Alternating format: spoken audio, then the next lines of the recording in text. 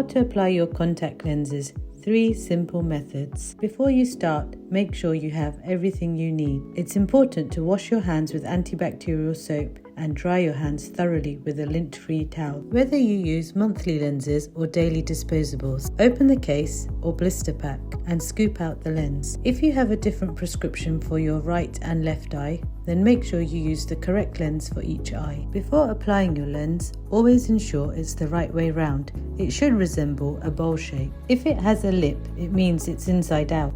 Okay, now you're ready to apply the lens. Method 1. Pull the top eyelid up, holding it centrally and close to the lash line. With the middle finger, on the other hand, pull your bottom eyelid down. Slowly bring the lens towards your eye. Once you can feel the lens on your eye, move your finger away. Look side to side and slowly close your eyes and take a big blink. Method 2.